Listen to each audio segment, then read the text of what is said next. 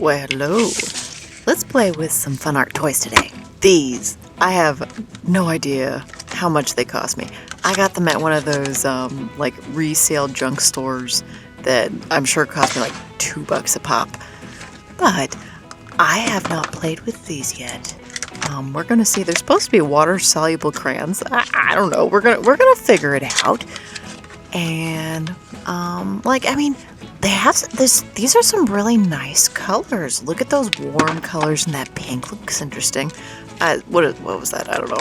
Some sort of instructions that I'm not gonna read. Clearly, we don't need no stinking instructions. So we'll oh, these lay down like lipstick. That's how smooth and creamy these are. It actually is quite pleasant to use these. And look at the brightness of that pink and that yellow, how bright those are. These are going to be fun to play with. That one broke. I mean, I don't have high hopes or like high expectations. We're gonna add a little bit of water. See, this is just a watercolor brush. We're just gonna see what happens to them. Not bad, not bad. I can work with this. I have used much worse. I mean, well, that pink is going to be interesting. We're going to use quite a bit of that pink because I think of all these, that is the color that's going to, like, shine the most. Looks like they lay on top of each other, which is good. I got some tea today. It just won't fit in the screen, okay? But we're going to do an entire painting with these just to see what I can do with them and how far I can take them. And of course, we're going to start with this pink because, oh man, it's like drawn with lipstick. I like it. I like it very much. I'm feeling like drawing landscapes today, so I'm going to put in some trees. I think that's where we're going to go today. Landscapes are kind of comfort food to me. When I don't know what else I want to draw, I'll draw a landscape because it feels good to me. And so we're adding a little bit of background to it. Maybe this is fall. Maybe this is fall landscape, and those are the leaves in the hills that are turning the yellows and the oranges. And oh, I do not like the little pieces that are left. I don't like it. I don't like that part at all. Hopefully, they dissolve in the water when I get to the water stage. That's what I'm hoping.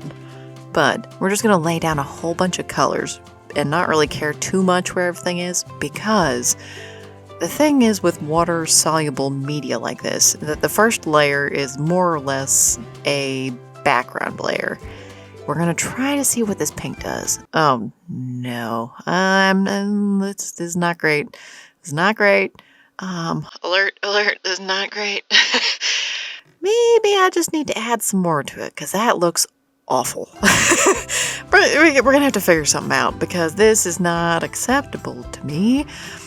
No, this is not what I signed up for. This is streaky and patchy AF. No.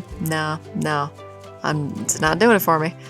So maybe if I add more and dissolve more, that will help. Yeah, see, I just need to dissolve more. I just need more crayon on there. So it looks like you just gotta use a whole bunch of this stuff. It's not super pigmented, but I'm making it work. I will count that. Anytime that I can make a cheap craft supply work for what I want it to, I'm counting it, okay? It does. There is reason why the expensive ones exist and are expensive, okay? This one is neither of those. It's just, we're making do with what we got. And not everybody can afford the fancy ones anyways. Like later in the video, I'm going to play with the Caran ones, which I love. They're my personal favorite water-soluble crayon. But, okay, see, look, this is a stencil. Like crafting stencils that you can find. I found some of these at the dollar store before, of all places. But you can get these anywhere. And they're just plastic sheeting that has little shapes cut into it. And what I'm going to do is use it to kind of add some texture into this. I thought it might be an interesting way to add a little bit of contrasty colors. I thought that blue, that navy blue on top of that pink would look very interesting. So we're going to see how it turns out. See? It's a little more interesting. But I'm laying this stuff on thick. Now the thing is, with these crayons are really thick. Like, she thick. And they're starting to acquire different texture in places. Don't know if I like it. It's too early to tell. I can imagine it come in handy quite a bit for like crafting stuff, to leave textures in areas and that kind of stuff, and you probably have to seal it. Like, I mean, I'm gonna have to seal these afterwards anyways, which is fine. It's to be expected for a water medium anyway. And these are cheap ones. We're not expecting light fastness out of these crayons. No, we're not. These are craft quality, which is not really for the artist. It's for playing around with. It's for scrapbooking. It's for craft stuff. It's not for the like long use fine arts. But if this is what you got, if this is what you can afford, you can do some cool stuff with it. Look, I'm making some cool stuff with this, and I'm liking this texture that I'm adding with the templates. I think that's a good decision, and it works really well with these because they are a bit thick. It goes into those pretty good. I'm not the biggest fan of these templates for things that are thin and like watery in quality, but these aren't, so they're working pretty good.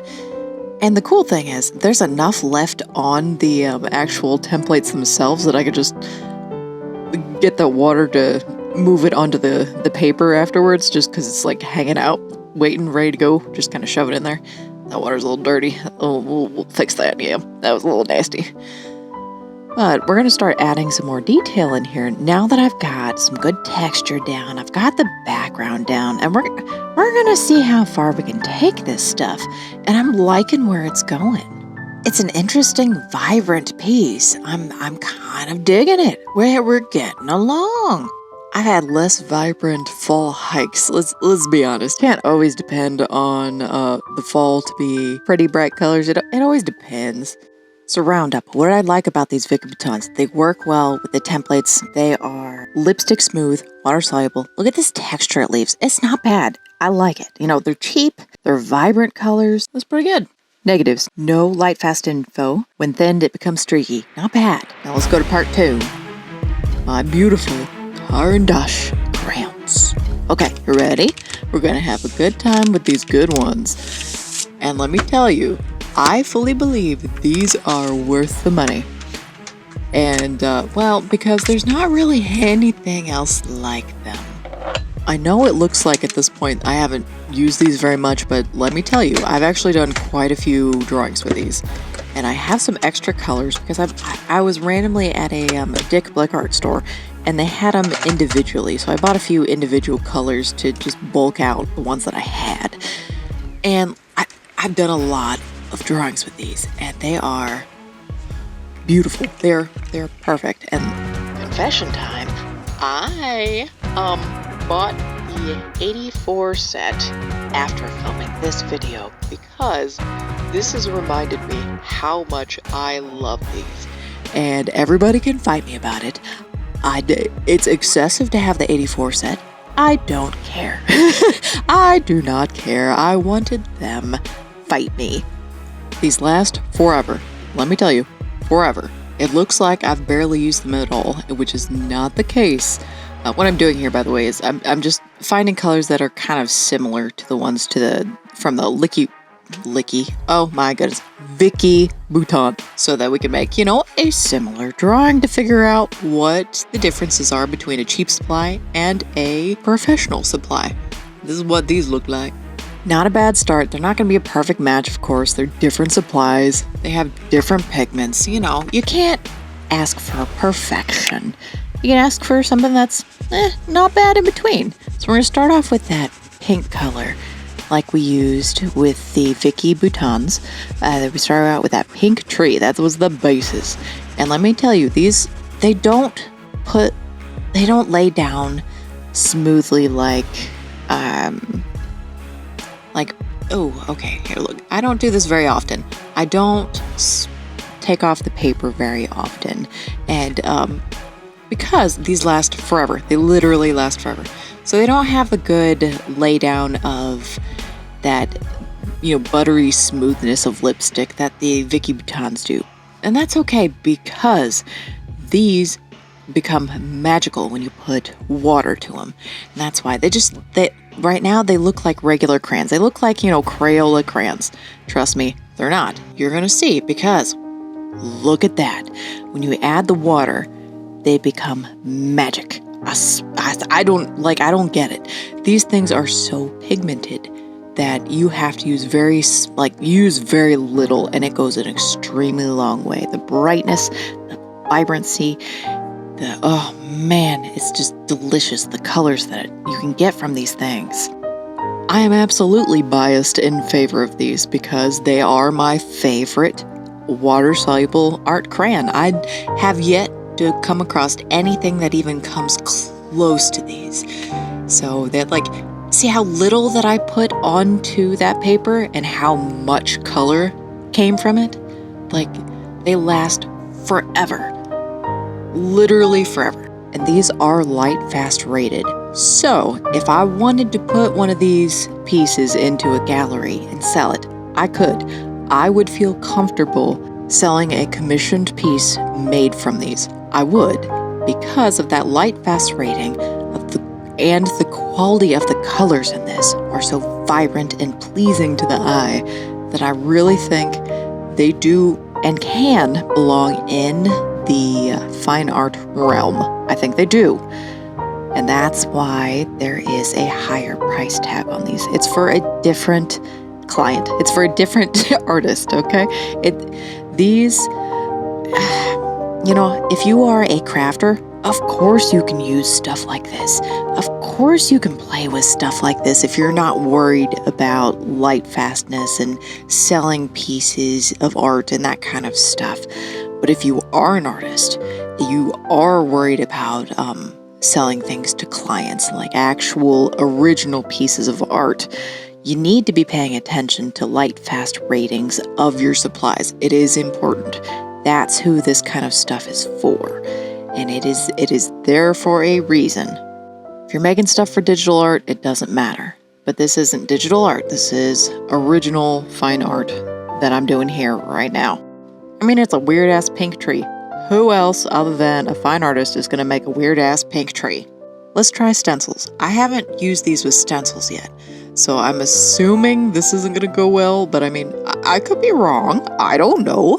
That's why we test stuff. I'm always testing stuff because you don't know what the outcome is going to be if you change one of the factors.